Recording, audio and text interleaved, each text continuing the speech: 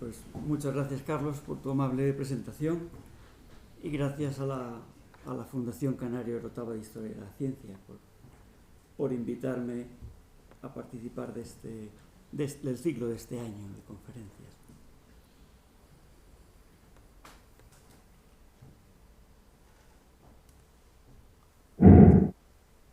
Cuando la investigación sobre el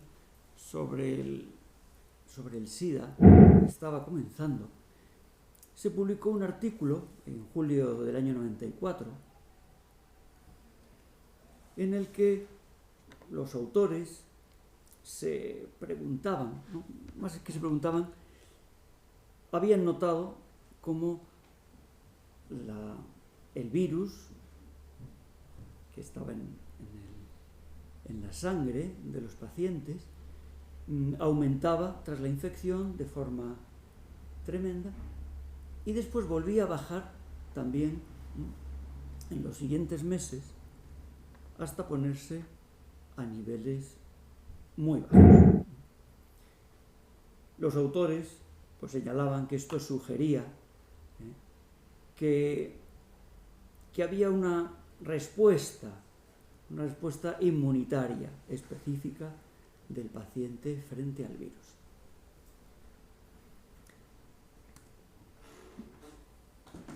Esta sería la gráfica de lo que va haciendo el virus y los linfocitos, un tipo concreto de linfocitos T, los CD4, ¿no?, a los que les afecta el virus, ¿no?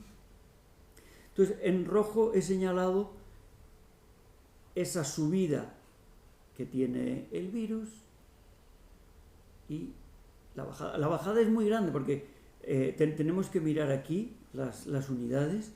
Está en una escala logarítmica, de tal forma que esto está llegando a los 4.500 y desciende hasta 10, en las unidades en las que eso venga dado, ¿no? Bueno, un poco más tarde, en enero del 96, Andrew Phillips publica este otro artículo en Science en el que elabora un modelo muy sencillo que toma prestado de otros y en el que al final afirma que esa reducción de la concentración del virus durante la infección pudiera no estar reflejando una habilidad concreta del sistema inmune, pudiera no ser una respuesta del sistema inmune, porque él ha hecho unos modelos en los que sin incorporar ninguna respuesta contra el virus, también obtiene esa misma bajada. Entonces, como respuesta de utilizar un modelo muy sencillo, se puede desbancar, ¿no?, una presunta conclusión que se había tomado al ver los datos. Bueno, hoy vamos a hablar de esa relación de las matemáticas con la biología, ¿no?, mediante la realización de modelos.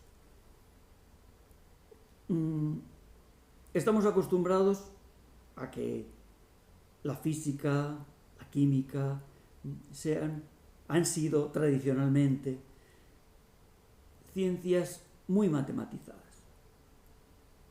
Sin embargo, esto no ha sido así en la biología, por múltiples razones, ¿no? Primero, porque todo lo que está vivo es muy variable.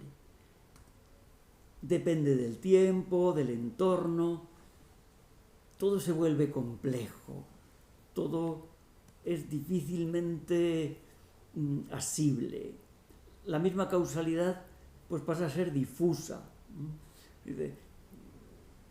No sabemos, ¿no?, si este animal tiene cuernos, por eso los usa, o porque los usa los tiene, o porque ha llegado, no sabemos bien. Controlar las condiciones a la hora de experimentar, las condiciones experimentales pues también resulta difícil. Si quitamos la variabilidad, usamos ratones clónicos para que no haya variabilidad, pero al final las conclusiones no sabemos si solo valen para ese clon de ratón, ¿no? Difícilmente damos leyes, y cuando hay leyes, pues no suelen estar expresadas en lenguaje matemático. Sin embargo, en los últimos años, en el último siglo, vamos a decir, se ha empezado a utilizar las matemáticas de forma intensiva. Y cuando hablo de matemáticas no me refiero a la estadística. Por supuesto, toda ciencia que recoge datos, que quiere analizarlos, que quiere presentarlos, utiliza la estadística. Pero no nos vamos a centrar ahora en ese uso de las matemáticas como estadística, sino en el uso de modelos matemáticos que nos ayuden a organizar nuestro conocimiento.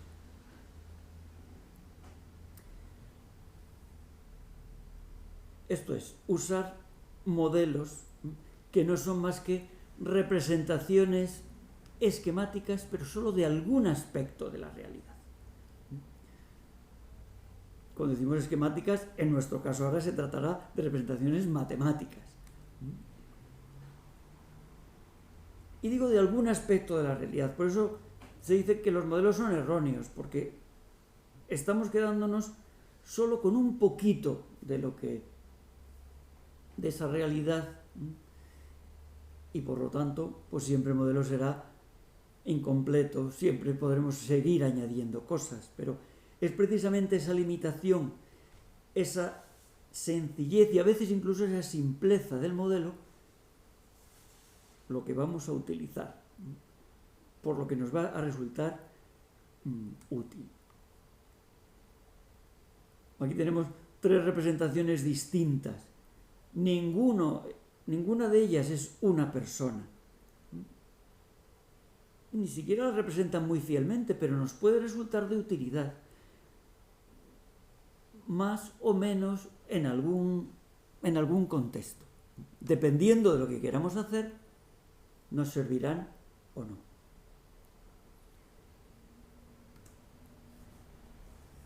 Esa utilidad la mediremos no por la exactitud de la representación del modelo de la realidad, sino, y esto es lo importante, en qué medida nos va a ayudar a la generación de nuevo conocimiento, a comprobar las hipótesis, a refinarlas, a presentar nuevas hipótesis.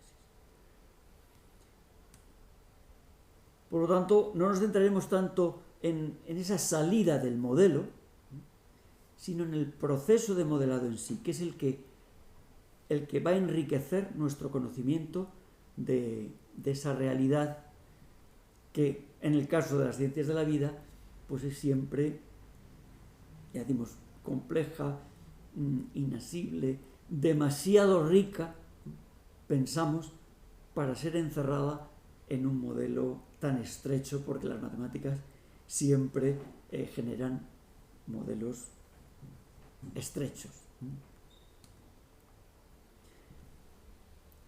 De lo que se trata en la conferencia de hoy es de presentar algunas de esas herramientas, pone ahí catálogo de herramientas que tenemos a nuestra disposición. No es un catálogo exhaustivo, es simplemente explicar unas poquitas de las herramientas de que disponemos para fabricar nuestros modelos. Modelos aplicados, ¿no?, a las ciencias de la vida en su concepción más general. Podemos estar hablando de bioquímica, de ecología, de medicina, de fisiología, aunque casi todas estas herramientas también servirían para las ciencias sociales. No hay nada de lo que vamos a ver que sea completamente específico de la biología, vamos a decir, y que no sea compatible con otras muchas ciencias, como ocurre con todas las herramientas matemáticas. Y vamos a empezar tratando con los grafos. Se trata de representar relaciones entre entidades. Es una abstracción, evidentemente. Representaremos esas entidades mediante lo que llamamos nodos o vértices del grafo, y aquellas entidades que estén relacionadas las unimos mediante una arista, una recta. Si esta relación tiene un sentido, si que una entidad esté relacionado con otra entidad B no implica que B esté relacionado a su vez con A, entonces usaremos estas aristas, las llamaremos arcos, y los señalaremos con una punta de flecha. Una primera aplicación de esto la hizo Arthur Cayley, ¿no?, cuando estudió algunos hidrocarburos y los intentó representar. Sustituyó los distintos átomos de carbono, de hidrógeno, simplemente por esos nodos, y puso aristas donde había enlaces químicos. Era una forma muy sencilla de, mediante estos grafos concretos que se llaman árboles, pues poder clasificar y enumerar todos los isótopos. Aquí tenemos otro ejemplo de grafo no dirigido. Es una red de interacción proteína-proteína de una levadura. Bueno, es parte, es solo el 80% de la red total. Las proteínas interaccionan entre sí y es importante saber cuáles interaccionan con cuáles. Pues poder expresar eso mediante una estructura nos puede iluminar, ¿no? Y no solo la representación gráfica, que a veces pues llegará un momento pues, como aquí, que podemos ver más bien poco, sino los algoritmos, las técnicas que podemos aplicar a este tipo de estructuras. Pero lo que sí podemos ver es la importancia que deben de tener algunas proteínas que están en el centro de estos hubs, de estos núcleos, ¿no? Proteínas que tienen un montón de interacciones.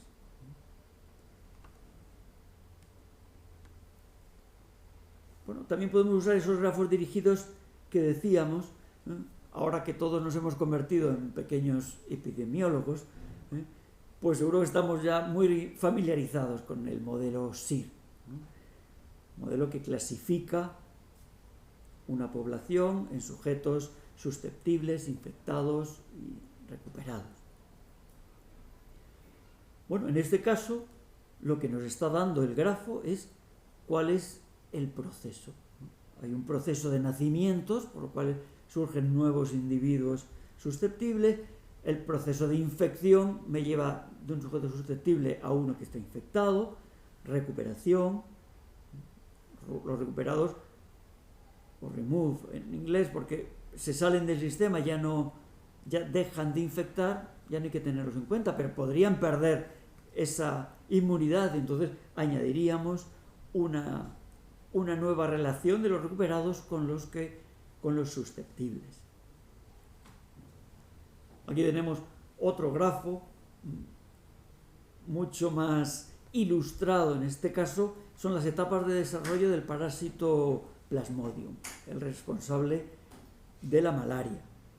Tiene unas fases dentro del ser humano y unas fases dentro del mosquito, y va pasando de un estado a otro, no siempre de manera lineal, sino que a veces entra pues una especie de bucles, ¿no?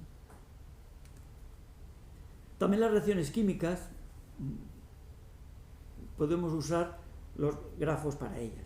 Aquí tenemos la típica reacción en la que un sustrato, que estamos denominando con S, se convierte en un cierto producto mediante la acción de una enzima.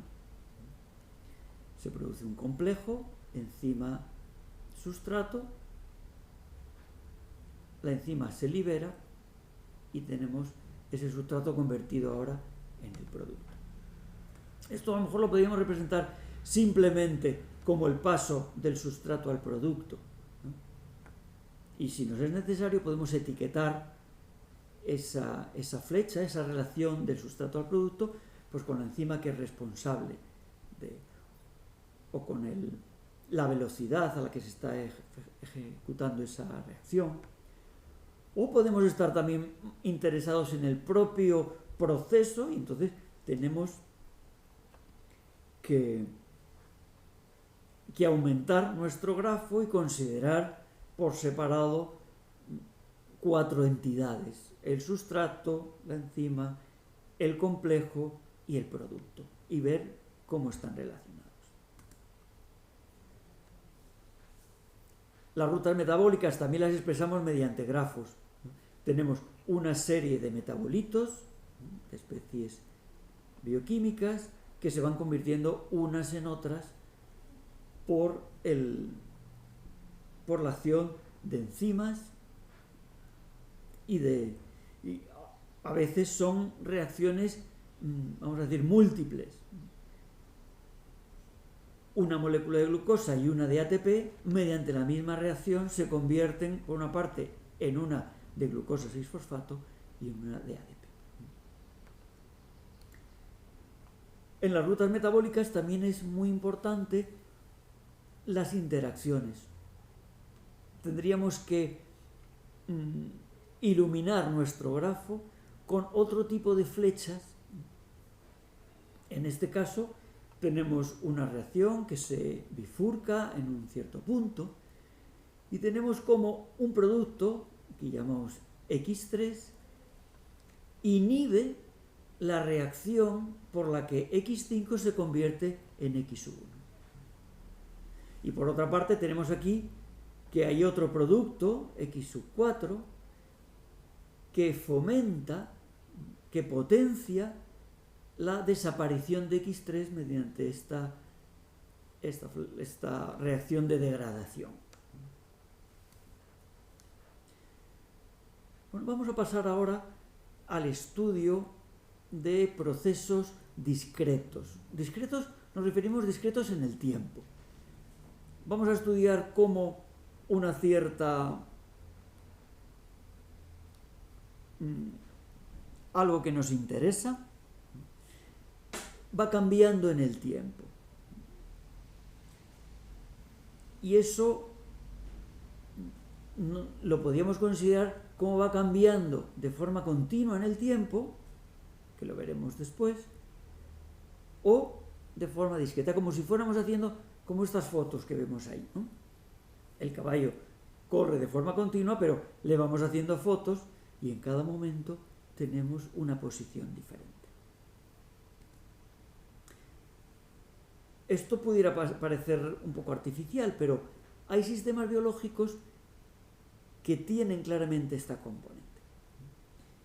Si estuviéramos interesados en estudiar cómo va evolucionando una población de saltamontes a lo largo de los años,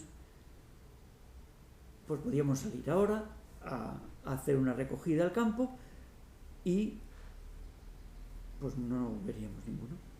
Así que a lo mejor nos hubiéramos mojado, hubiéramos pasado frío, pero no hemos visto ningún saltamontes. Bueno, podemos esperar a primavera cuando ya empezamos a ver saltamontes, o al final de verano, 2 meses más tarde o 3, en el que ya los saltamontes son adultos y ponen los huevos y desaparecen. Entonces, las poblaciones de saltamontes tienen claramente una componente, en este caso, anual. Entonces, si estamos interesados en estudiar la población de saltamontes, podríamos fijarnos una temporada, quizá justo cuando ya son adultos, y hacer ahí y ver cómo va evolucionando.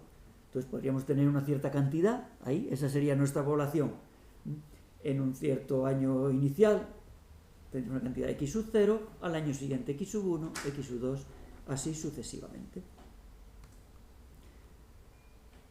De tal forma que en el paso enésimo de nuestra variable ha pasado de X sub n menos 1 a X sub n. O sea, tenía un incremento en ese paso n de x sub n menos x sub n menos 1. Vamos a empezar con procesos sin memoria. ¿Qué quiere decir esto? Vamos a suponer o a imaginar, a pretender que podemos establecer cuál va a ser el tamaño de esa población de saltamontes el próximo año, en la etapa n más 1, simplemente como una función del número de saltamontes que hay ahora, en este año, en la etapa x sub n. De forma que empezaremos por un x sub 0, x sub 1 será f de x sub 0, x sub 2 será f de x sub 1, que será f de x sub 0, x sub 3 será aplicar 3 veces la función f sobre x sub 0, y así sucesivamente. Seguro que hemos hecho esto en alguna ocasión. Vamos a suponer que nuestra función es raíz cuadrada. Ponemos en la calculadora un número al azar y vamos apretando el signo de raíz cuadrada, que nos devuelve, se cambia la pantalla y nos devuelve la raíz cuadrada del número que aparecía. Si le damos otra vez, se calcula la raíz cuadrada del número que aparecía, que era la raíz cuadrada del primer número que habíamos. Entonces, dando sucesivamente a la tecla de raíz cuadrada, obtendríamos, para nuestro caso, cómo iba evolucionando nuestra cantidad. Esto gráficamente lo podemos ver de esta manera. Representamos la función que queremos, en este caso raíz cuadrada, que es esta que hemos puesto en azul. Y en naranja he colocado la identidad, la que relaciona 0 con el 0, el 1 con el 1, el 2 con el 2, así sucesivamente. Partimos de una cantidad de x sub 0, calculamos su raíz cuadrada, es decir, nos vamos hasta esa altura, y ese va a ser x sub 1, esa altura. Entonces, ahora tenemos que volvemos, ¿no? Para volver al eje horizontal, lo hacemos a través de esa recta naranja, y eso será x sub 1. Ahora tenemos que volver a calcular la raíz cuadrada de x sub 1, es decir, volvemos otra vez hasta la altura de la gráfica azul y volvemos x sub 2 y así sucesivamente. No hace falta que bajemos siempre abajo, sino basta con que rebotemos en la gráfica naranja y volvamos al azul. Lo mismo, si partimos de un número que esté por ahí arriba, tendríamos algo similar, pero iríamos hacia abajo. Y ese es el resultado que veíamos con la calculadora.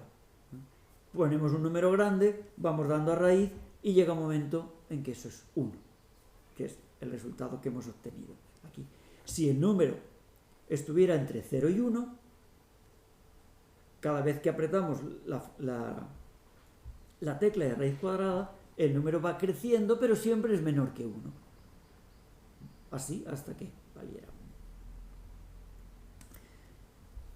Entonces, vamos a considerar ahora el caso más simple de función que podríamos considerar, que es simplemente una constante por el tamaño actual de la población.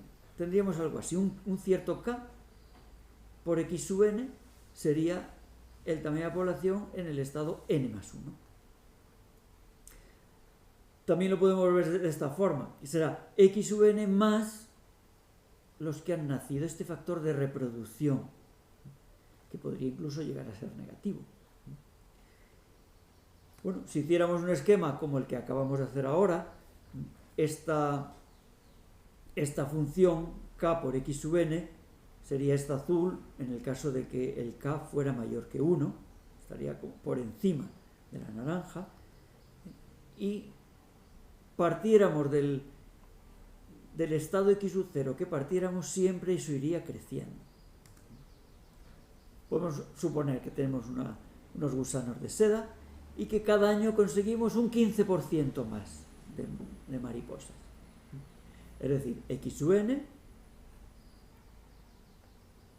más 1 será x sub n, las mariposas que tengo este año, más un 15% más de mariposas.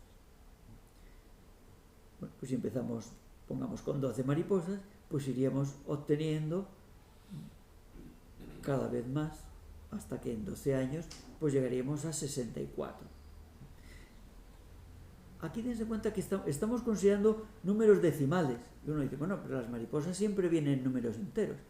Pero no necesariamente esto tiene por qué estar representando ejemplares. Se puede tratar de biomasa, o de otras unidades, a lo mejor en cientos de mariposas, o de tal forma que no nos preocupará ver aquí decimales. Esto se llama crecimiento exponencial porque la forma que adquiere nuestra gráfica, si lo unimos, pues es esta. Y crecimiento exponencial significa crecimiento brutal, crecimiento salvaje, imparable. En unos cuantos años, unos cuantos cientos de años, toda la superficie de la Tierra estaría llena de mariposas de seda. Bueno, eso, gracias a Dios, no ocurre así, porque los recursos son limitados. Así que vamos a trabajar ahora con un segundo modelo, también sin memoria, pero en el que vamos a tener en cuenta que las poblaciones no crecen de forma desmedida. Acabamos de considerar un modelo en el que la tasa esa de reproducción, R, era constante. Da igual cuál sea el tamaño de la población, siempre íbamos a tener la misma tasa. Bueno, pues ahora vamos a considerar otro modelo con que la tasa sea variable, dependa de cuál es el tamaño de nuestra población. Si el tamaño es pequeño, si la población es pequeña, a poco que haya basta para todos. Es como si los recursos fueran ilimitados, porque la población es muy pequeñita. Entonces, queremos que cuando la población sea pequeña, cercana a cero, esa tasa de reproducción pues sea cercana a R, a la de antes. Pero también queremos que cuando la población alcanza un cierto valor, vamos a llamarlo K, de capacidad de carga del sistema, entonces ya ese crecimiento pase a ser exactamente cero. No quiere decir que la población se haya congelado, se congela, digamos, en número, simplemente que los que nacen son los que mueren, el mismo número, ¿no? La población se va renovando, pero ya no puede crecer. Incluso si por algún motivo la población fuera mayor que esa capacidad de carga, queremos que el crecimiento entonces pase a ser negativo. Tendríamos entonces, esta sería nuestra función f. Para calcular cuál es el tamaño en el periodo t más 1, los que tenemos ahora más los que tenemos ahora multiplicado por R1 menos X sub t partido de K. Esta nueva función es la que estamos representando, es esta parábola que estamos representando aquí en azul. Y se comportaría como antes. Partimos de una cierta población, en este caso iría subiendo, y al llegar a ese momento pasamos a bajar, aquí vuelve a subir, y vamos obtendríamos esto de aquí. Va subiendo, obtenemos más que la capacidad de carga, que aquí la hemos fijado a 5 unidades, y entonces en el periodo siguiente bajamos, en el periodo siguiente subimos, y nos vamos acercando a esa capacidad de carga 5.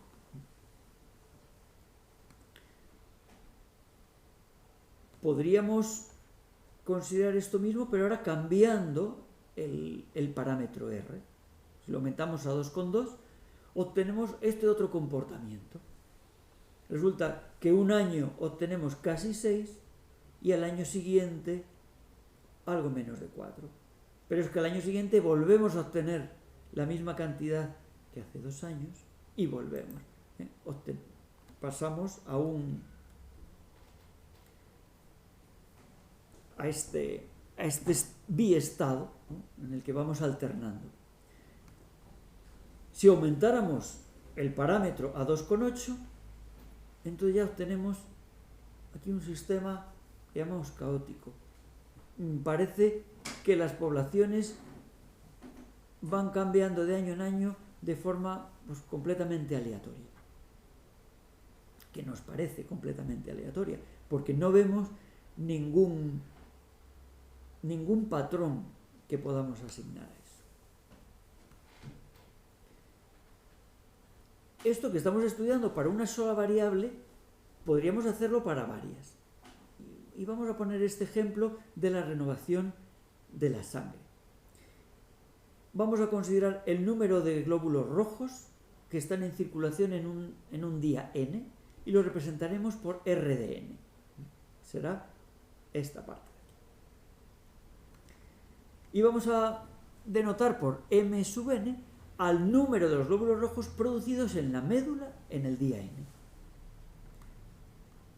Por el bazo va pasando la sangre y se va purificando y se van destruyendo una cierta proporción de glóbulos rojos.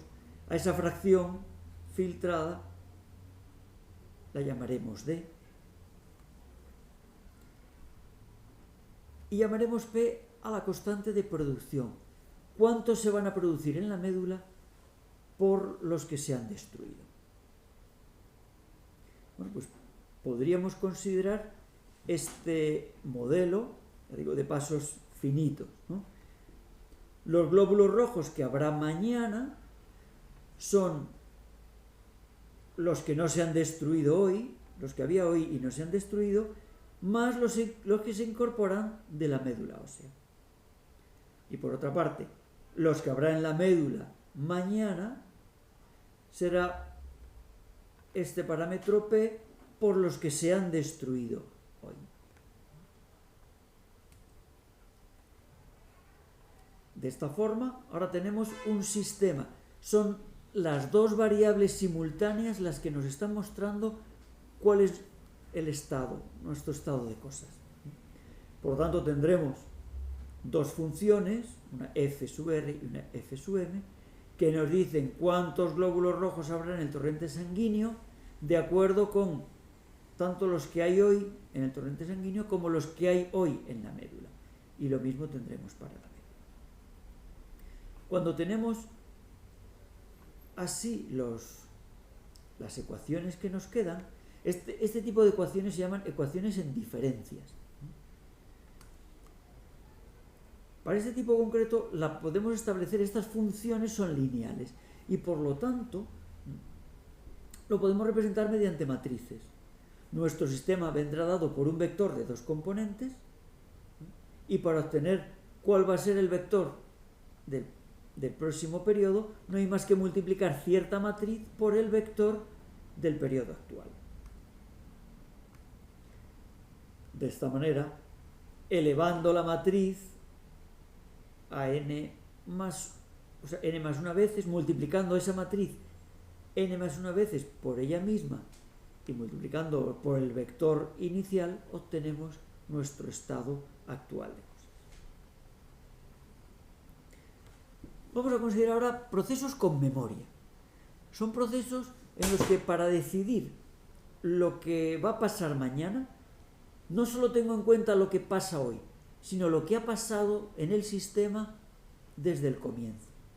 A lo mejor no hay que remontarse siempre hasta el comienzo, pero uso algo más de información. Necesito más memoria. No me basta solo el estado actual de las cosas. Imaginemos, en el ejemplo que acabamos de ver de los glóbulos rojos, que los glóbulos tardaran 2 días en madurar. Sigo teniendo esos otros parámetros y ahora tendré que los glóbulos rojos que va a haber mañana son los que no se han destruido hoy más los que había en la médula, pero no hoy, sino los que había ayer. Por lo demás, mantenemos m sub n más 1 de la misma manera, la definimos igual. Pero ahora tenemos unas funciones que echan la vista un poco más atrás. Un ejemplo clásico de la matemática biológica son los conejos de Fibonacci.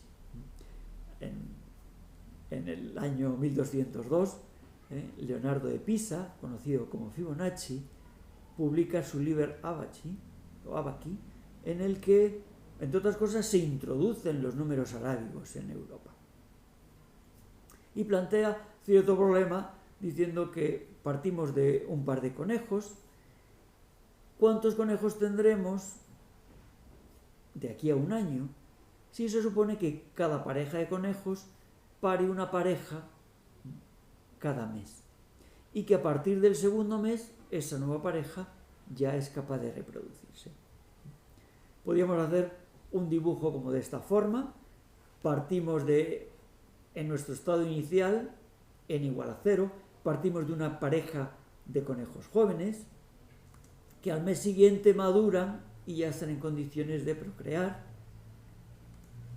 En el mes siguiente procrean una nueva pareja de conejos jóvenes y ellos no se mueren, y así van madurando y procreando y vamos obteniendo las sucesivas poblaciones. Sumando todas las parejas, pues tenemos lo que nos preguntaba Fibonacci, si extendemos nuestro n hasta 12 para completarla.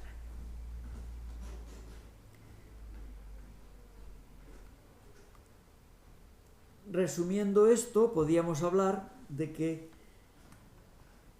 para calcular cuál va a ser el tamaño de la población en un periodo n más 1, tendré todos los conejos que existen, como aquí no muere ningún conejo, todos los conejos que existen volverán a estar presentes en el periodo siguiente. ¿Y quiénes se van a reproducir? Pues los que sean suficientemente mayores, es decir, todos los que había hace 2 periodos. De tal forma que podemos expresar nuestro x sub n más 1 como suma de x sub n más x sub n menos 1. Y tenemos la famosa sucesión de Fibonacci. ¿Qué ocurriría si nuestros conejos tardaran 2 meses en alcanzar la madurez sexual? Pues podríamos hacer un razonamiento similar. En el periodo n más 1 tendremos todos los conejos que están presentes porque no muere ninguno, porque están presentes en el periodo anterior, en el n. ¿Y quiénes van a ser capaces de reproducirse? No los del n menos 1, sino todos los que estaban en el n menos 2. Esos son los que se van a reproducir. Es decir, que ahora nos quedaría x sub n más 1, sería la suma de x sub n más x sub n pero menos 2. Tendríamos que remontarnos 2 más allá. Tendríamos otra sucesión. Ahora necesitaríamos que nos dieran al comienzo 3 números, o sea, los tres primeros elementos de la sucesión, y a partir de entonces seríamos capaces de obtener una sucesión distinta, ¿no? Ya sería la que hemos llamado conejos de Fibonacci lentos, ¿no? O sucesión lenta de Fibonacci. Vamos a aplicar esto al crecimiento de algas filamentosas. Las algas filamentosas son estas estructuras, ¿no? Son algas, pero que no crecen por los extremos, sino que son una serie de células unidas que cada célula se va dividiendo y va creciendo todo el filamento a la vez.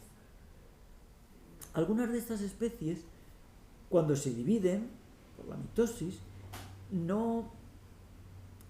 las 2 células hijas que quedan no son simétricas, sino una es mucho más grande que la otra.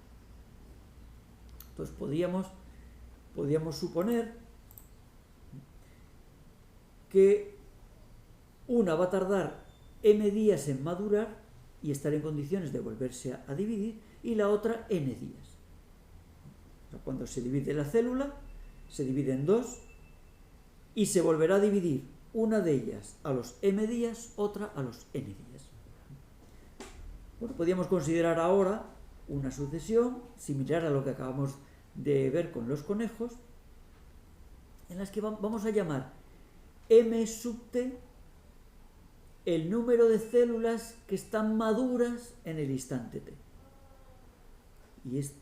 Y este número lo vamos a poder poner como el número de células que estaban maduras hace m días, porque entonces ahí se dividieron, y las que estaban maduras hace n días, porque entonces también hubo una división. Ahora, para saber cuál es el número total de células que tendremos en nuestra alga, pues tendríamos que estar sumando, hacer una pequeña suma de longitud precisamente n. Y hacer aquí un pequeño truquito con las que estaban maduras justo hace m días, si m es más pequeño. Vamos a retomar estos conejos que tardaban 2 meses en alcanzar la madurez sexual y vamos a afrontar nuestro problema de otra manera, y es la siguiente. Vamos a suponer que en ese estado T la población la puedo dividir entre aquellas parejas de conejos muy jóvenes, esos benjamines, conejos que tienen, estos acaban de nacer, estos ya tienen un mes de vida, son los juveniles, y las parejas de conejos adultos, los que sí pueden procrear. Bueno, en la etapa siguiente, T más 1, resulta que como aquí no muere ningún conejo, todos los que eran adultos en la etapa T van a seguir siendo adultos en la etapa T más 1. Pero los que eran benjamines en la etapa T pasan a ser jóvenes en la etapa T más 1. Y los que eran jóvenes engrosan el número de adultos. Y por otra parte, estos adultos se pueden reproducir y obtendríamos nuevos benjamines. De tal forma que ahora podríamos representar nuestro sistema mediante este sistema de 3 ecuaciones en diferencias. B de t más 1 son los A de t, J de t más 1 son los B de t, los benjamines de la etapa anterior, y los adultos de la etapa siguiente van a ser la suma de los adultos más la suma de los jóvenes de la etapa anterior. Y de esa manera, partiendo en este caso de una pareja de benjamines solamente en el periodo 0, que pasan a jóvenes en el siguiente periodo, pasan a adultos, tienen una pareja que pasa a jóvenes y otra pareja en el siguiente periodo, y así sucesivamente podríamos ir calculando cómo va evolucionando nuestra población, que ahora la hemos estructurado por edades. Esto, viéndolo de forma más general, podríamos considerar nuestra población dividida en unas cuantas edades jóvenes, otras cuantas edades maduras y otras cuantas edades viejas, de forma que solo se van a reproducir los que están en este estado de madurez. En el instante t, todos, cada periodo, todos van a correrse un periodo, y todos los que son adultos pasan a tener crías con distinto parámetro, dependiendo de cuál sea la edad de los sujetos, tendrán más o menos crías. Esto es lo que se denomina modelos de Leslie, por Patrick Leslie, que publicó en el año 42 un trabajo en el que hablaba de este tipo de sistemas lineales. Porque volvemos a tener que esta información la podemos meter en una matriz. Nuestro sistema ahora vendría dado por un vector, en este caso pues de t grande componentes, y simplemente multiplicando el vector de población actual por esa matriz obtendríamos el nuevo vector poblacional. Vamos a ver un artículo publicado este mismo año en Science, aunque fue publicado online en noviembre del año pasado. En él se presenta un modelo de COVID-19 en el que pretenden predecir, ¿no?, cómo unos pocos supercontagiadores en puntos concretos son responsables de la mayoría de las infecciones. Para el trabajo se consideran estos PSU1, PSU2, PSU3, lo que llaman ellos puntos de interés, 500.000 de puntos de interés, tiendas, restaurantes, colegios. Consideran también 57.000 bloques censales, son espacios que tienen entre 600 y 3.000 habitantes. Esto hace un total de 98 millones de personas, a las que van siguiendo con el móvil. Son con los datos del móvil, cogen las 10 principales áreas metropolitanas de los Estados Unidos y van registrando cómo se mueven mediante el móvil en cada hora del día. De forma que para un día concreto, tenemos aquí, el 2 de marzo, a la 1 de la tarde, y registran cuántas personas de cada uno de estos 57.000 bloques censales estaba en cada uno de estos puntos de interés. Con esto nos creamos un grafo, sin más, que nos relaciona cada C sub I con cada P sub J. Y en cada hora. Que nos dice, entonces, cuántos de este bloque se encontraban en este punto de interés en esta hora. Eso supone 5.400 millones de aristas, ¿no?, que hay que calcular, que hay que añadir, que hay que ponerles un peso, este W. Bueno, pues con estos ingredientes ahora añaden a cada uno de estos bloques censales, le añade un pequeño modelo epidemiológico, modelo SEIR, es como el que hemos visto antes, solo que añade un nuevo estado, que es el de expuesto, ¿no? Susceptibles, expuestos, infectados y RIMU. Podemos pensar en recuperados, podemos pensar en que se quitan de en medio, se autoaíslan, o también o que mueren. Bueno, y ahora, para calcular, lo que tenemos que calcular es, para cada uno de estos bloques, cómo va evolucionando en cada instante de tiempo la pandemia. Pero ahora tenemos un sistema discreto de los que hemos aprendido a manejar. ¿Cómo cambia para un punto concreto? ¿Cómo cambia de un T a un T más 1? Esto es lo que llamamos el incremento de T, esta diferencia.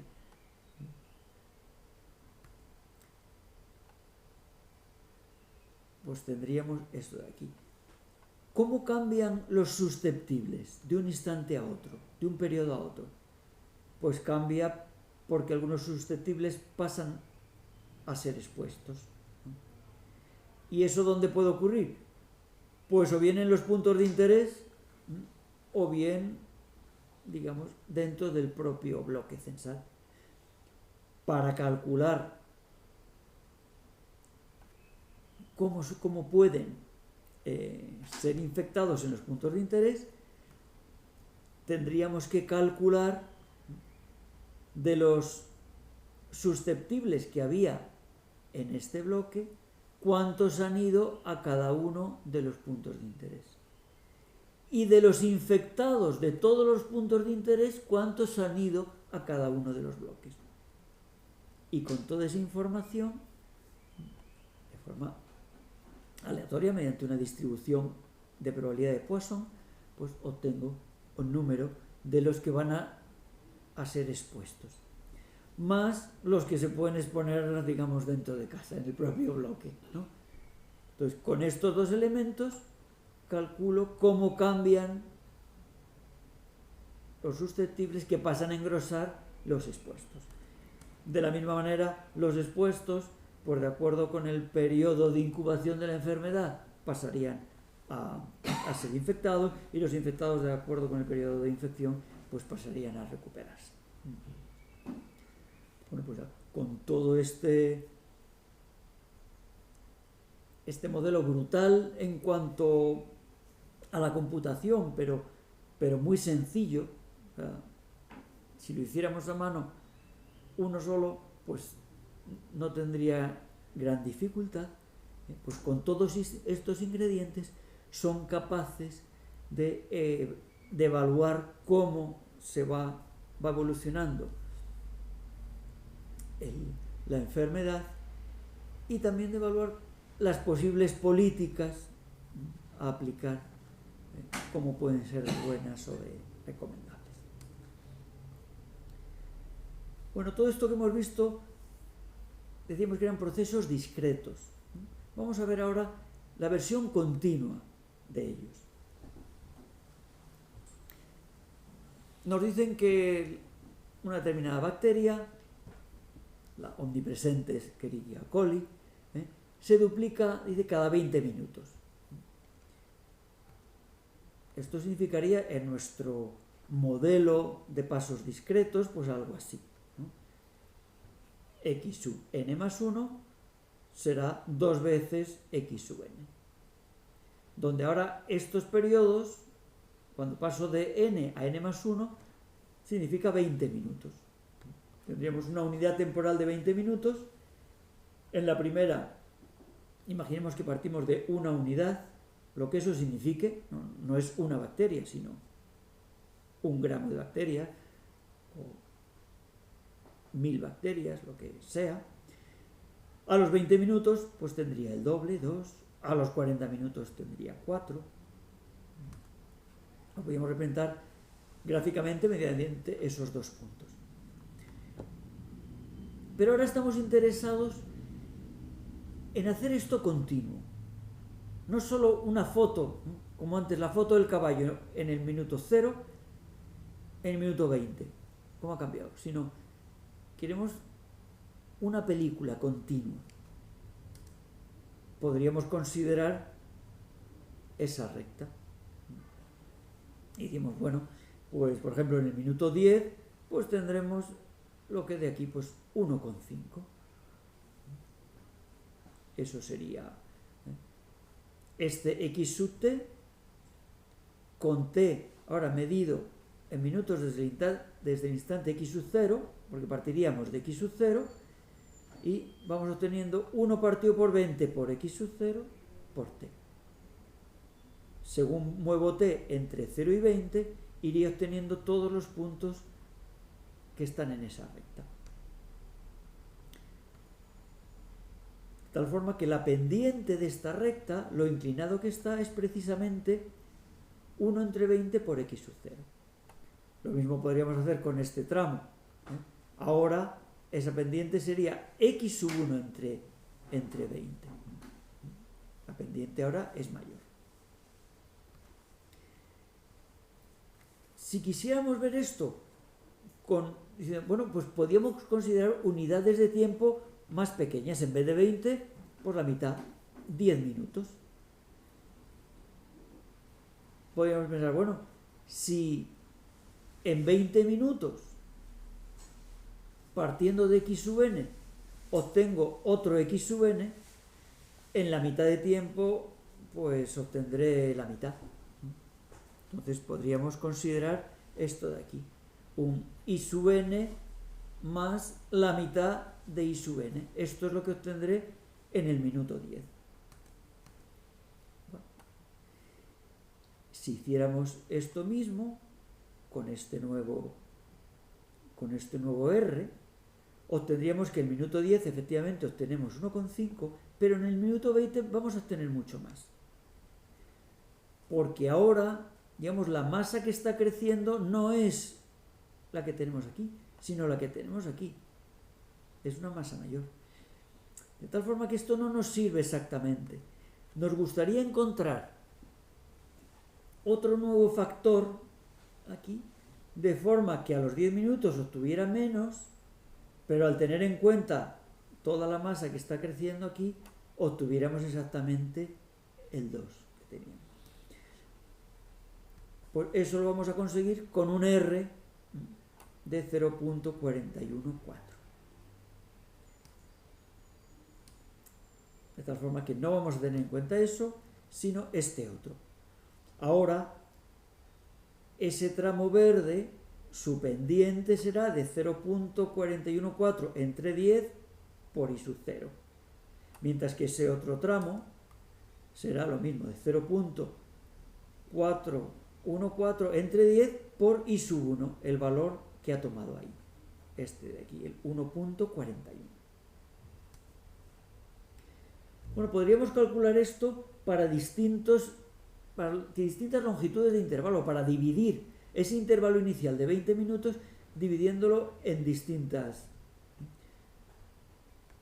Por ejemplo, para 8, pues tendríamos esta sucesión de pequeñas rectas, si lo comparamos con el de antes, que sería esa recta azul, que uniría el 1 con el 2. Pero ahora vamos a tener 8 etapas distintas. Para todas, para cada una de ellas, tendría esta pequeña fórmula, ¿no? Ahora, la longitud de intervalo es de 2,5, entonces para valores de t que estén entre 0 y 2,5, puedo obtener el valor, todos los valores que hay ahí en medio. Sumando a x sub k, que sería la altura esa, sumándole ahora ese r que obtengo aquí, 0.09051, dividiéndolo entre la longitud del intervalo, 2,5, multiplicándolo por el propio x sub k y por el t.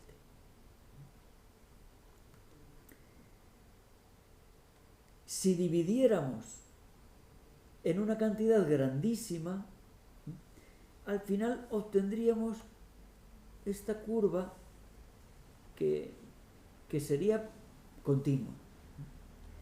¿Qué podríamos decir? Vamos a suponer que la hemos dividido entre aquí, entre 20.000. ¿Qué podríamos decir de un punto que estuviera ahí? Pues que su pendiente sería exactamente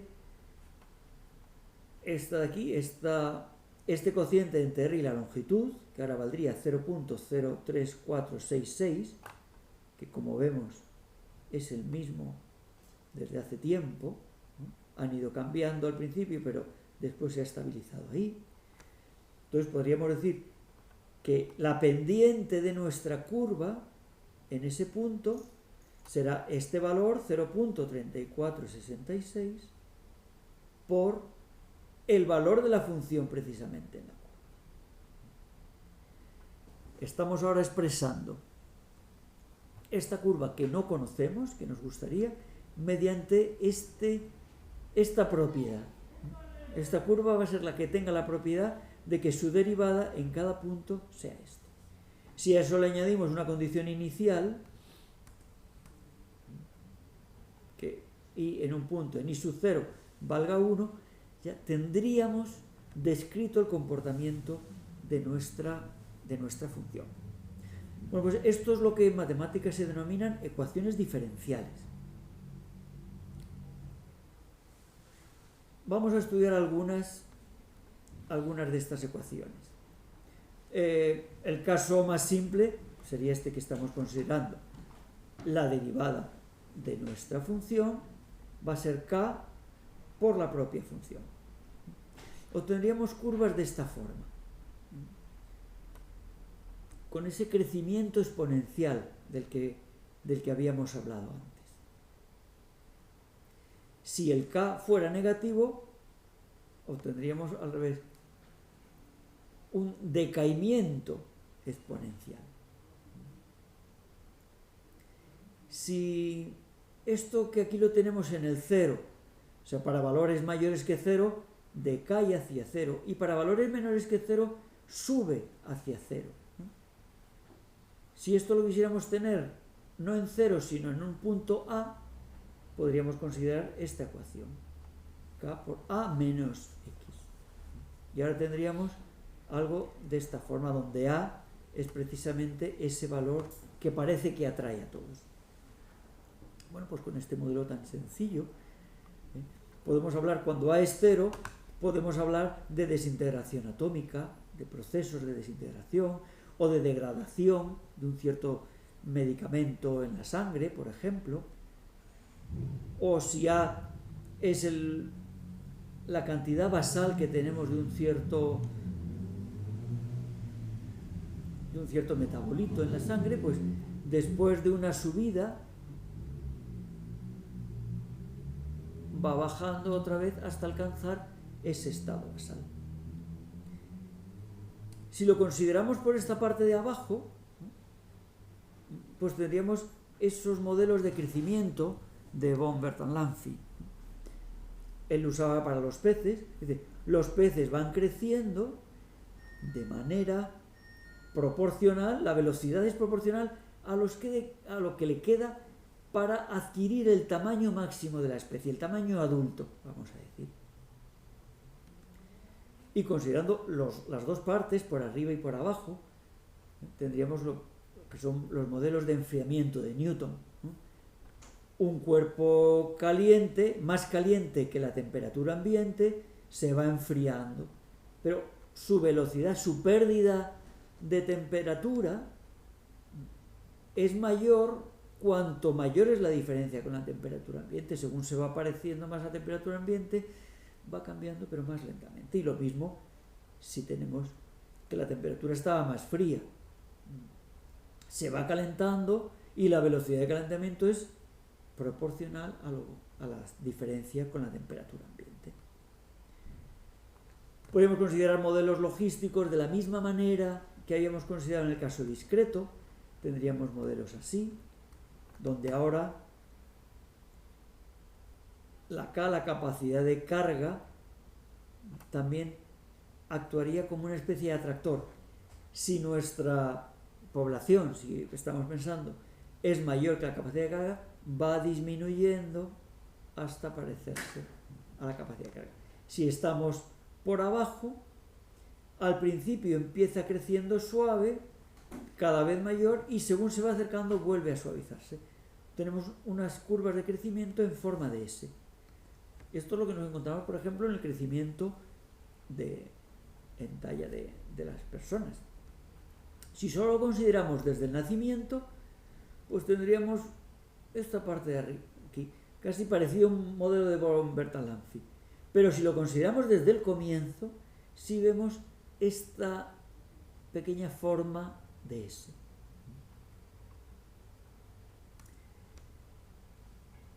Podríamos retomar nuestro modelo de renovación de la sangre ahora de forma continua. Tendríamos una función R de t que me va diciendo en cada instante cuál es el número de glóbulos rojos que tengo en el torrente circulatorio. Lo mismo en cada instante, cuáles son los glóbulos rojos que están ahora formándose en la médula ósea.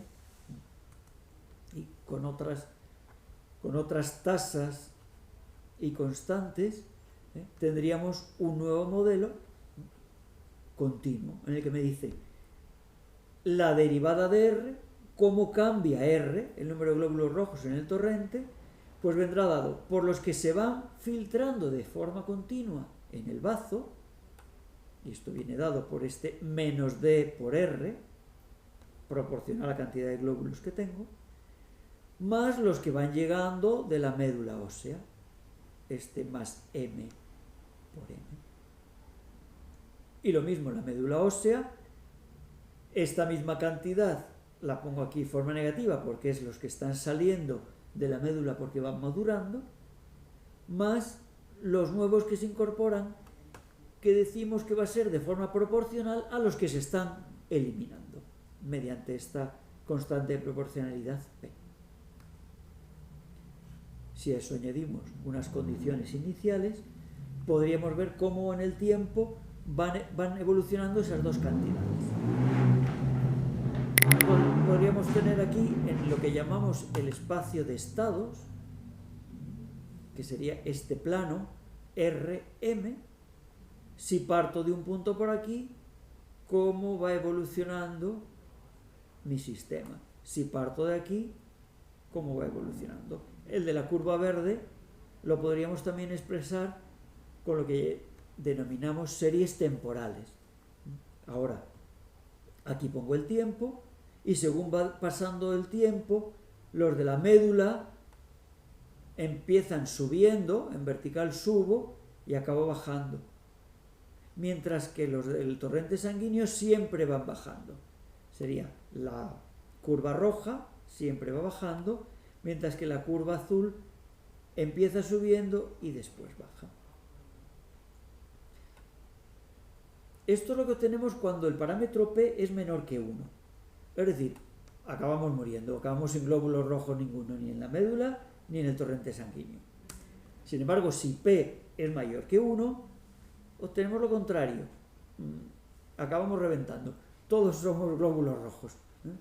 Porque esto va creciendo tanto los del torrente sanguíneo como los de la médula. ¿Qué pasa si P es igual a 1? Pues que parece que el sistema nos lleva a un punto por aquí. Depende de dónde estemos, a puntos distintos. Pero alcanzamos un estado estacionario. Vamos a retomar el ejemplo que vimos al comienzo del SIDA. Este es un modelo más simplificado todavía que el que consideró Phillips. Consideramos tres contenedores. Uno de las células no infectadas. Cuando hablamos de células son los linfocitos, ese tipo de linfocito concreto, CD4. Linfocitos que han sido infectados, y estos son los que dentro van a replicar el virus, y cuando mueren revientan y echan al torrente circulatorio una serie de virus libres que infectarán a nuevos linfocitos. Bueno, ¿cómo podríamos hacer un modelo con esto? Pues tendríamos que ver el cambio en la cantidad de virus por nuestra unidad de tiempo puede ser el día. Pues el cambio en la cantidad de virus libre que tenemos va a ser los virus que se van produciendo por linfocitos que revientan menos los virus que se van destruyendo. Esto, pues vamos a suponer que cada célula infectada produce 100 virus y los virus van desapareciendo a este ritmo de 2 veces por día, 2 veces la cantidad de virus que hay es 2 veces esa cantidad es la que se destruye diariamente. Bueno, por otra parte, los linfocitos sanos, ¿cómo cambia la cantidad de linfocitos sanos? Pues las células, los nuevos linfocitos que se van produciendo, esto consideraremos que es una constante, por los que mueren, digamos de muerte natural, se van renovando, se van muriendo, y menos también los que se van infectando. ¿De qué depende la cantidad de virus que se infectan? De virus no, de linfocitos que se infectan. Pues depende de una parte de la cantidad de linfocitos que hay y otra parte de la cantidad de virus que hay. Es decir, los virus están potenciando el proceso de infección, evidentemente. Tendríamos esta ecuación. Aquí una constante, la cantidad de de linfocitos que mueren proporcional a la cantidad de virus que hay, se van renovando de forma automática, y cantidad de virus de linfocitos que se infectan proporcional al producto de los linfocitos sanos por los virus. Y de la misma manera tendríamos con los linfocitos infectados. Vamos a suponer que se van destruyendo, esto es de forma mucho más rápida, porque están infectados, pues van reventando a una velocidad mucho más grande, y van aumentando pues con el mismo proceso. Por eso este término y este término son iguales, porque es que es el mismo proceso. Bueno, pues tendríamos, este sería nuestro sistema. Esas tres ecuaciones simultáneas, tres ecuaciones diferenciales simultáneas, forman nuestro sistema de ecuaciones. Nuestro estado. ¿En qué estado va a estar nuestro paciente? Pues no tenemos más que dar valores para esas tres variables. Bueno, pues resulta que echamos a caminar nuestro modelo y obtenemos esto de aquí, que efectivamente, partiendo de muy pocos virus, incluso podríamos partir de menos, porque ahí tenemos una pequeña bajada inicial, pero se produce una proliferación grande de virus y luego baja. El sistema inmune, esos linfocitos van disminuyendo, pero después parece que se recuperan. Esto es lo que Phillips decía: si aquí no hemos tenido en cuenta ningún proceso concreto en el que se vayan eliminando los virus, ¿no?, que no sea el natural, aquí no hay ninguna respuesta inmune concreta, sin embargo tenemos este descenso de los virus. Luego, observar en la naturaleza, en los pacientes que tienen este descenso de virus, no nos está diciendo realmente que haya una respuesta inmune concreta. A lo mejor la hay, habrá que investigar más, pero no solo el hecho de ver este descenso. Aquí nos hemos quedado en 70 días. ¿Qué ocurriría si seguimos ejecutando el modelo durante más días, hasta casi un año? Pues vemos como otro rebrote aquí de la enfermedad, no tan grande, pero sí un rebrote. Ahora estamos acostumbrados a estas segundas olas y a estos... ¿Qué pasa si dejamos nuestro modelo que siga ejecutándose durante pues casi 10 años? Pues no, vemos que va habiendo olas sucesivas, hasta que parece como que la enfermedad como si se cronificara ahí. Bueno, ahora es cuando tenemos que ver, ¿observamos esto en los pacientes? No. Pues si no es así, tendremos que añadir biología a nuestro modelo. Habrá que refinar, pero lo que sí nos sirve el modelo es para ver, oye, esa conclusión de ver este descenso de los virus brusco no es señal necesaria de que haya una respuesta inmune. Esta es un poco la clave que podríamos destacar. Simplemente los virus, lo que pasa es que se quedan sin linfocitos suficientes para progresar, y como los virus sí se van destruyendo, no viven bien en la sangre, se van destruyendo a esa velocidad rápida, pues llega un momento en el que es una hoguera tan rápida que se apaga y consume, y entonces pues vuelve a la nada, pero no porque tú lo hayas apagado, simplemente que se ha consumido, se ha autoconsumido. Aunque después, como vemos, va resucitando simultáneamente.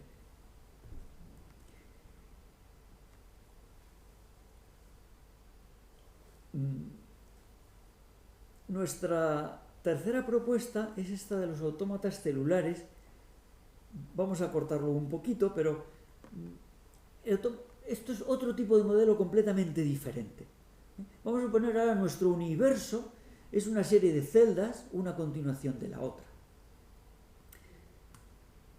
Vamos a considerar también tiempo discreto y vamos a considerar que estas celdas solo presentan dos tipos de estados. Vamos a llamar encendido y apagado. Y vamos a dotarlas de unas reglas por las que van cambiando de estado en estado, vayan cambiando, unas reglas de transición, que van a depender de cuál sea su estado actual y el estado de su vecino de la derecha y su vecino de la izquierda. De tal forma que esta celda que ahora está, la hemos puesto de rojo, Pues depende de su estado, si es encendido o apagado, de esta y de esta. Entonces, que tenemos como 8 posibles situaciones, ¿no? Una celda negra rodeada de 2 negras, una celda negra rodeada de una blanca por aquí y una negra por aquí, así hasta una celda blanca rodeada de 2 blancas. Y tenemos que decidir en el siguiente estado si va a estar encendido o apagada. Es decir, tenemos que tomar, para definir nuestra regla, tenemos que tomar 8 posibles decisiones. Por lo tanto, tenemos 2 posibilidades por 2 por 2, pues 2 elevado a 8, 256 posibles reglas distintas. Vamos a poner un ejemplo de cómo se aplicaría esta regla de aquí. Vamos a partir, en el paso 0 tenemos una ristra de celdas blancas. Podemos suponer que el vecino de esta es esta de aquí, están formando como un anillo, ¿no? Si queremos. Bueno, pues todas estas de aquí son una blanca rodeada de blancas. Pues en el paso siguiente, blanca rodeada de blancas serán negras. Entonces, eso viene dado por ahí. Pero esta de aquí es una blanca rodeada de blanca y negra. Luego vendrá dado por esto de aquí, también negra. Efectivamente, esa es negra. Cuando tenemos una negra rodeada de 2 blancas, esta de aquí pasa a ser blanca. Una blanca rodeada de negra, blanca, esta de aquí. Y ya todas estas son blancas rodeadas de blancas, pues tenemos negra. Y así sucesivamente podríamos ir aplicando. Al ponerlo uno debajo de otra, vamos viendo cómo va evolucionando nuestro sistema. Pero esto realmente nosotros lo que veríamos es la ristra, que se van encendiendo y apagando. Pero al ponerlo así, bueno, pues podríamos hacer un seguimiento. Podríamos darle un número a cada regla, simplemente haciendo aquí un número en binario con si esto es ceros o unos o blanco o negro, y obtendríamos una especie de catálogo de posibles reglas, ¿no? Estas son algunas posibilidades de las que tenemos. Estas de aquí o estas de aquí. Al final podemos clasificarlas como algunas reglas sosas, porque todas las celdas acaban siendo iguales. Algunas reglas que nos dan patrones, ya bien sean fijos o móviles, ¿no? Que van cambiando, pero estas son un poquito más interesantes, que van dando patrones que van creciendo, patrones repetitivos. Bueno, es curioso, pero esto ya es patrones anidados crecientes, son auténticos fractales, ¿no? Recuerda los triángulos de Sierpinski, y muy variados, algunos simétricos, otros se van para un lado, de una forma, de otra. Pero incluso obtenemos patrones que nos dan comportamientos aleatorios, como estas reglas de aquí, según va creciendo, ahí no encontramos ninguna regla fija. Es verdad que esta parte sí sigue como una especie de patrón, pero esto de aquí va ampliándose, obteniendo algo completamente aleatorio. Y podemos obtener incluso comportamientos más complejos, como el de esta regla 110, que aquí, a este lado de aquí se mantiene blanco todo, pero según voy bajando, aquí hay una parte, esto tiene también una estructura muy concreta, pero se mete aquí una parte que, según voy bajando, eso es un comportamiento altamente complejo, difícilmente reducible a nada, ¿no? Bueno, pues resulta que en la naturaleza observamos algunas conchas que siguen algunos de estos patrones. Resulta que al formarse la concha hay unas células que son las que van dando la pigmentación y que deben de tener algunas reglas en las que se van influyendo unas a otras, en las que van cambiando la pigmentación según va creciendo el animal. Entonces obtenemos Estas de aquí son, a la izquierda vemos la concha natural y esta realizada por ordenador, simulada por ordenador, mediante reglas adecuadas. Bueno, podríamos considerar estos autómatas celulares también en 2 dimensiones. Está el famoso juego de la vida de Conway, en el que tenemos ahora lo mismo. Las celdas van cambiando de acuerdo a unas reglas que damos, de acuerdo con sus vecinas. Bueno, hay unas reglas concretas para el juego de la vida, pero ahora lo que me quería ver es este estudio del lagarto celado, de las manchas del lagarto celado. Observan este lagarto y más o menos esta distribución de las distintas escamas. Bueno, cuentan ahí como un 59% de escamas negras, un 41% de escamas verdes. Y dice, bueno, esto será como fruto del azar. Bueno, pues lo simulan aleatoriamente con estas proporciones y obtienen este tipo de comportamiento que estudian ahora. Es decir, oye, esto se parecen. Y dice, bueno, lo que cuentan es cogen cada una de estas celdas negras y cuentan cuántas verdes la rodean. Por ejemplo, de esta negra de aquí, la rodean 5 verdes y una negra. Entonces van contando para cada celda negra, para cada escama negra, cuántas verdes la rodean y obtienen esta distribución de probabilidad. Y lo mismo lo hacen con las verdes. Cuentan cuántas negras rodean a cada verde y encuentran esta distribución de probabilidad.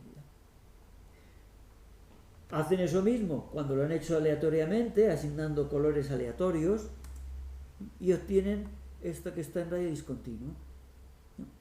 Bastante diferente.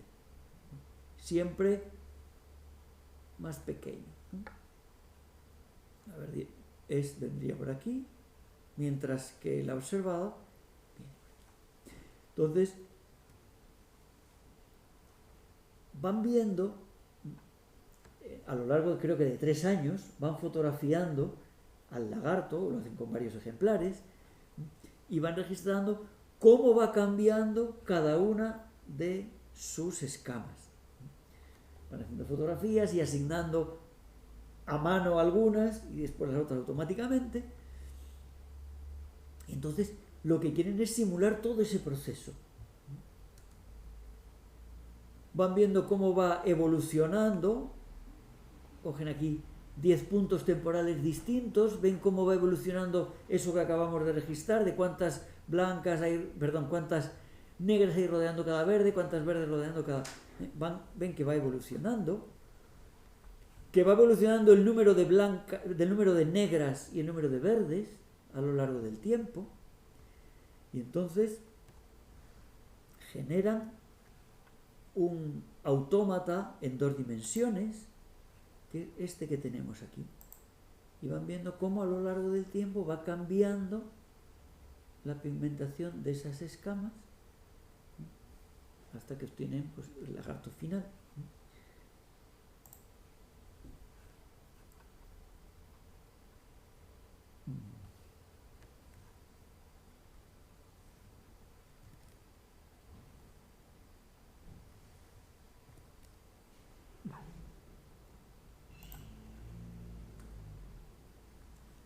Vale. Y ahora sí obtienen que efectivamente ahora sí se parece a lo que debíamos, al menos cuando registramos hasta 1500 cambios de color. Porque si seguimos, parece que esto no ha alcanzado todavía un estado estacionario, porque si seguimos, pues tendríamos esta línea gris, cuando seguimos hasta 3000 o 5000, pues obtenemos otra. Pero bueno, parece que esto ha simulado bien nuestro sistema. Bueno, concluyo. Hemos visto algunas posibles herramientas que tenemos para construir modelos en biología. Lo que vemos es que para obtener un comportamiento complejo no necesitamos que nuestros modelos sean muy complejos. Modelos muy sencillos son capaces de generar comportamientos completamente como como hemos visto, ¿no? Caos, comportamientos aleatorios, bifásicos, trifásicos, ¿no? No por añadir complejidad al modelo obtendremos comportamientos más complejos. Nos interesa mantener los modelos lo más sencillos que podamos, ¿eh? Por eso a veces menos es más en modelización, ¿eh? Mientras nos sirva para explicar lo que queremos, mantén el modelo simple. Los modelos nos ayudarán a entender cuál es el sistema que estamos estudiando, a verificar hipótesis, a hacer simulaciones, a proponer nuevos experimentos. Es decir, el modelo será un factor de aumento de conocimiento. Podremos hacer lo que se denomina ahora experimentación in silico, ¿no? Para diferenciarlo de la experimentación in vivo y la experimentación in vitro en el laboratorio, la experimentación húmeda también llamada. Pues podemos experimentar con el ordenador y de forma muy rápida comprobar si nuestras hipótesis pues son plausibles. Pues muchas gracias.